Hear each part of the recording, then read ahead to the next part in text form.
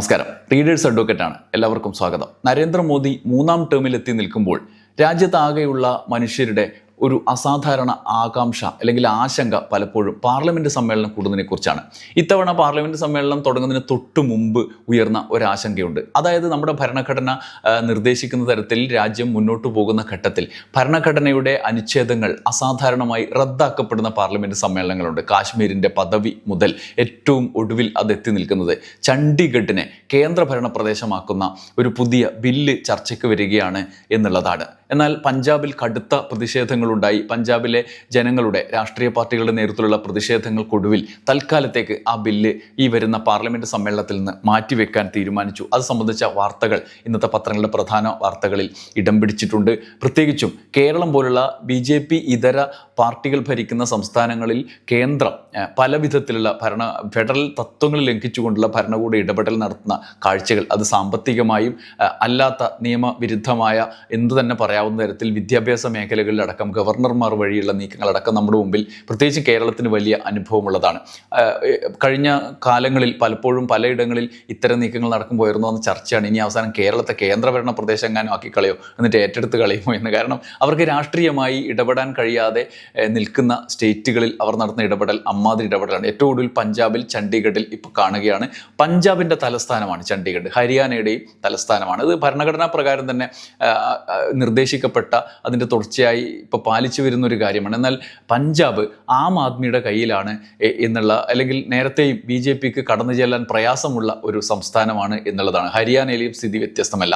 ഈ സാഹചര്യത്തിൽ ചണ്ഡീഗഡിനെ, പഞ്ചാബിൻ്റെ തലസ്ഥാനത്തെ, ഹരിയാനയുടെ തലസ്ഥാനത്തെ കേന്ദ്രഭരണ പ്രദേശമാക്കി മാറ്റാനുള്ള ഒരു ഘട്ടം, അതായത് വേണ്ടി വന്നാൽ അവിടെ ഞങ്ങൾക്ക് ഭരണം കിട്ടിയില്ലെങ്കിൽ പഞ്ചാബിനെയും ഭാവിയിൽ ഇങ്ങനെ ആക്കിക്കളയാം എന്നുള്ളൊരു ഘട്ടം. പ്രത്യേകിച്ചും നരേന്ദ്രമോദി സർക്കാരിൻ്റെ വലിയ പ്രതിസന്ധിയാക്കിയ കർഷക സമരത്തിൻ്റെ ഒക്കെ ഒരു കേന്ദ്രമായിരുന്നു പഞ്ചാബ്. ഈ സാഹചര്യത്തിലാണ് അങ്ങനെ ഒരു നീക്കം നടത്തിയത്. എന്നാൽ കടുത്ത പ്രതിഷേധത്തെ തുടർന്ന് തൽക്കാലത്തേക്ക് പിന്മാറിയിരിക്കുകയാണ്. അതൊരിക്കലും അന്തിമമായ പിന്മാറ്റമല്ല എന്ന് നമ്മൾ അറിയണം. നമുക്ക് ഹിന്ദുവിൻ്റെ ലീഡ് വാർത്തയിൽ നിന്ന് തുടങ്ങാം. No plan to bring bill on Chandigarh says centre എന്ന് ഹിന്ദു റിപ്പോർട്ട് ചെയ്യുന്നുണ്ട്. ചണ്ഡീഗഡ് പിടിക്കാൻ കേന്ദ്ര നീക്കം, ഭരണഘടനാ ഭേദഗതി ബിൽ ആലോചിച്ച കാര്യം സിറാജ് ലീഡ് വാർത്തയായി നൽകുന്നുണ്ട്. ചണ്ഡീഗഡ് രാഷ്ട്രപതിക്ക് കീഴിൽ പ്രതിഷേധം ശക്തം എന്ന് കൗമുദി പ്രാധാന്യത്തോടെ വാർത്ത നൽകുന്നു. ബിൽ ശീതകാല സമ്മേളനത്തിൽ അവതരിപ്പിക്കില്ല എന്നുള്ളതാണ് അന്തിമമായ ഒരു തീരുമാനം. ചണ്ഡീഗഡ് പിടിക്കാനുള്ള കേന്ദ്ര നീക്കം പാളി എന്ന് മാധ്യമവും ഒന്നാം പേജിൽ തന്നെ വാർത്ത റിപ്പോർട്ട് ചെയ്യുന്നുണ്ട്.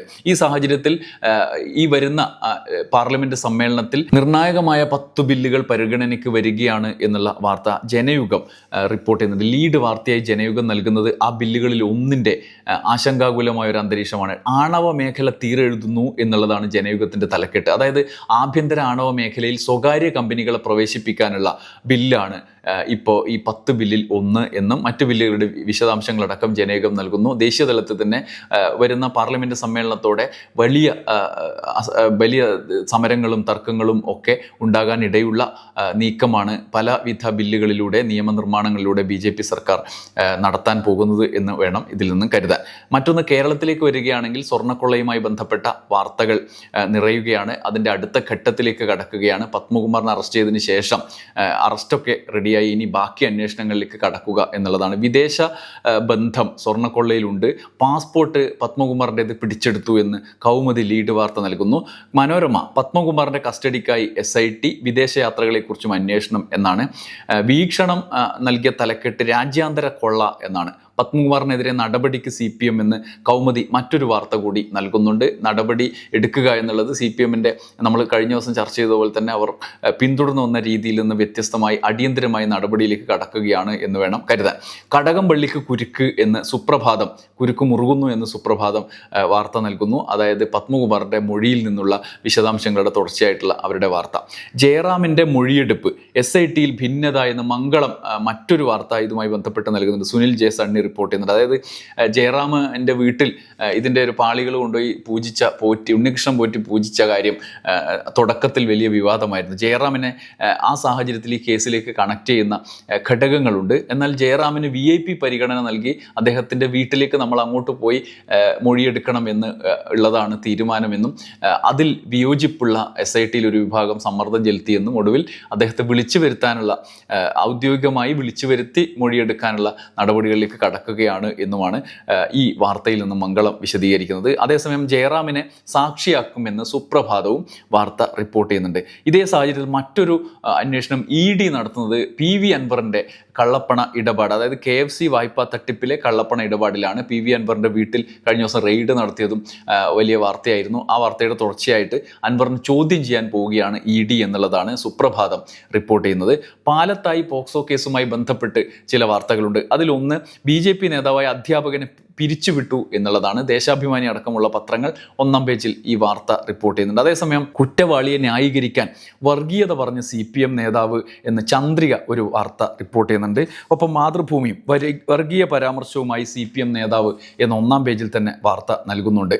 CPM നേതാവിൻ്റെ പ്രസ്താവന അത് ദുർവ്യാഖ്യാനം ചെയ്തതാണ് എന്ന ആരോപണവുമായി P. ഹരീന്ദ്രൻ, CPMൻ്റെ പ്രധാനപ്പെട്ട നേതാവ് കൂടിയായ P. ഹരീന്ദ്രനും രംഗത്തെത്തി.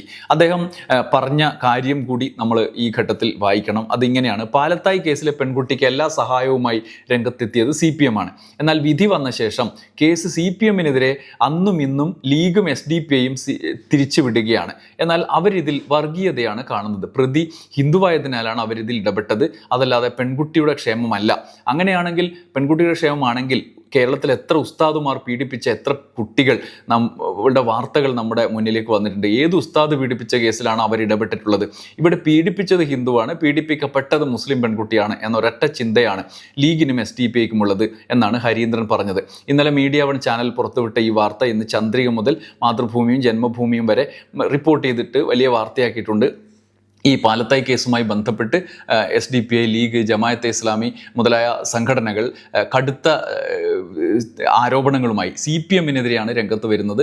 CPM ഈ കാര്യത്തിൽ സംരക്ഷിക്കാൻ ശ്രമിച്ചു എന്നുള്ളതാണ് അവർ നിരന്തരമായി ആരോപിക്കുന്നത്. CPM സംഘപരിവാറിന് വേണ്ടി പ്രവർത്തിക്കുന്ന സംഘടനയാണ് എന്ന്, അതിൻ്റെ നേതാക്കളാണ് എന്ന് ജമാഅത്തെ ഇസ്ലാമി മീഡിയ വൺ നിരന്തരം KK ശൈലജയെ പ്രതിക്കൂട്ടിൽ നിർത്തിക്കൊണ്ട് ഈ വിഷയത്തിലും ആരോപണം ഉന്നയിക്കുകയാണ്. നേരത്തെ തന്നെ M. സ്വരാജിനെയൊക്കെ സംഘപരിവാർ ആക്കി അവർ മാറ്റിയിരുന്നു. എന്തായാലും ഈ സാഹചര്യത്തിൽ CPMൻ്റെ നേതാക്കൾ ഇങ്ങനെയുള്ള പ്രസ്താവനകൾ നടത്തുന്നതിൽ എങ്കിലും ജാഗ്രത കാണിക്കേണ്ടതാണ് എന്നുള്ളൊരു യാഥാർത്ഥ്യമാണ്. അത് ഹരീന്ദ്രൻ മുതലുള്ള നേതാക്കൾ നേരത്തെ ഈ വിഷയത്തിൽ ശക്തമായ നിലപാട് സ്വീകരിച്ച് രംഗത്ത് വന്നത് നമ്മൾ കണ്ടതാണ് ഈ അന്വേഷണ സമയത്ത്. പക്ഷേ അത്തരത്തിലുള്ള നിലപാടുകളെ ചോദ്യം ചെയ്യാനുള്ള ഒരവസരം ഇങ്ങനെയുള്ള ആസൂത്രിത നീക്കം തന്നെ നടത്തുന്ന ആളുകൾക്ക് മുന്നിലേക്ക് ഇട്ടുകൊടുക്കാതിരിക്കാനുള്ള ഒരു ജാഗ്രത കാണിക്കാനെങ്കിലും ഇവർ തയ്യാറാവേണ്ടതായിരുന്നു. എന്തായാലും ഹരീന്ദ്രൻ്റെ ആ പ്രസ്താവന അവരുടെ വ്യാഖ്യാനത്തിൽ, ഹരീന്ദ്രൻ്റെ തന്നെ വിശദീകരണത്തിൽ അവർ മുന്നോട്ട് കൊണ്ടുവന്ന് ആ വ്യാഖ്യാനത്തെ എതിർക്കുന്നുണ്ട് എങ്കിൽ പോലും ഇങ്ങനെയുള്ള അവസരം ഉണ്ടാക്കാതിരിക്കുക എന്നുള്ള ഒരു ജാഗ്രത അവർ കാണിക്കുകയെങ്കിലും വേണം എന്നുള്ളതാണ്. ഇതോടൊപ്പം തന്നെ ചേർത്ത് വായിക്കേണ്ട മറ്റൊരു വാർത്ത, കൈവിട്ട് കേസ് സവാദിനെ സഹായിച്ചത് പോപ്പുലർ ഫ്രണ്ട് എന്നുള്ള ഒരു വാർത്തയുടെ തുടർച്ചയായി കൂടുതൽ അന്വേഷണത്തിന് NIA എന്ന് മംഗളം ലീഡ് വാർത്ത നൽകുന്നു. മറ്റു പത്രങ്ങൾ ഈ വാർത്ത നൽകുന്നുണ്ട്. കേരളത്തിൽ പോപ്പുലർ ഫ്രണ്ടിനെ നിരോധിച്ചു, പിന്നീട് SDPI വന്നു. ഈ സാഹചര്യത്തിൽ കൈവിട്ട് കേസ് അതിൻ്റെ തുടർച്ചയായി അവരെ സഹായിച്ച പോപ്പുലർ ഫ്രണ്ട് നേതാക്കളിലേക്ക് അന്വേഷണം വരികയാണ് എന്നുള്ളതാണ്. തമിഴ്നാട്ടിൽ നിന്നും ആദ്യമായി കരൂർ ദുരന്തത്തിന് ശേഷം വിജയ് ഒരു പൊതുപരിപാടിയിൽ പങ്കെടുത്തു. കരൂരിനെ കുറിച്ച് ആ പരിപാടിയിലൊന്നും മിണ്ടാതെ DMKയും സ്റ്റാലിനും ചീത്ത പറയുന്ന പരിപാടിയാണ് വിജയ് നടത്തിയത്. അതിൻ്റെ റിപ്പോർട്ട് പത്രങ്ങൾ നൽകുന്നു. മനോരമയും പ്രാധാന്യത്തോടുകൂടി അത് വാർത്ത നൽകുന്നു. അന്തർദേശീയ തലത്തിൽ ഇപ്പോഴും ഗസയിൽ വെടിനിർത്തൽ കരാറൊക്കെ നടപ്പായെങ്കിലും വെടിനിർത്തൽ പ്രാബല്യത്തിലായി, ആ കരാർ പ്രാബല്യത്തിലായെങ്കിലും വെടിയൊച്ച ഉണ്ട്, ആളുകൾ മരിക്കുന്നുമുണ്ട്. ഗസയിൽ കരാർ നിലവിൽ വന്നിട്ട് 44 ദിവസം, 500 വെടിനിർത്തൽ ലംഘനം എന്ന് സുപ്രഭാതം ലീഡ് വാർത്ത നൽകുന്നുണ്ട്.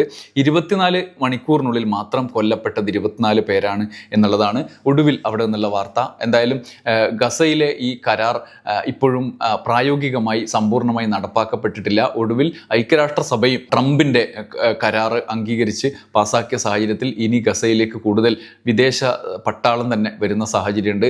ഇസ്രായേലിന് വേണ്ടി പാകിസ്ഥാനിൽ നടക്കം പട്ടാളം വരുന്നു എന്നുള്ളതാണ് ഒടുവിൽ വരുന്ന വാർത്തകൾ. ഈ സാഹചര്യത്തിൽ ഇസ്രായേലിൻ്റെ പട്ടാളം ചെയ്യുന്നത് ഇനി വരാൻ പോകുന്ന പാകിസ്ഥാൻ അടക്കമുള്ള രാഷ്ട്രങ്ങളുടെ പട്ടാളമാണോ ചെയ്യാൻ പോകുന്നത്, അവരാണോ ഗസക്കാരെ കൈകാര്യം ചെയ്യാൻ പോകുന്നത് എന്നുള്ള ആശങ്ക നിലനിൽക്കുമ്പോൾ തന്നെ ഇസ്രായേലിൻ്റെ വെടിനിർത്തൽ ലംഘനം നിരന്തരം തുടരുകയാണ് എന്നുള്ള വാർത്തയാണ് ആശങ്കയുണ്ടാക്കുന്നത്. ഈ സാഹചര്യത്തിൽ ഗസയിലെ തുടർന്നുള്ള സംഭവങ്ങൾ അന്താരാഷ്ട്ര തലത്തിൽ തന്നെ ചർച്ചയാവും എന്നുള്ളതാണ് നമുക്ക് മനസ്സിലാക്കാൻ കഴിയുക. ഇന്നത്തെ റീഡേഴ്സ് അഡ്വക്കറ്റ് ഇവിടെ അവസാനിപ്പിക്കുകയാണ്. നാളെ വീണ്ടും വരാം. നന്ദി, നമസ്കാരം.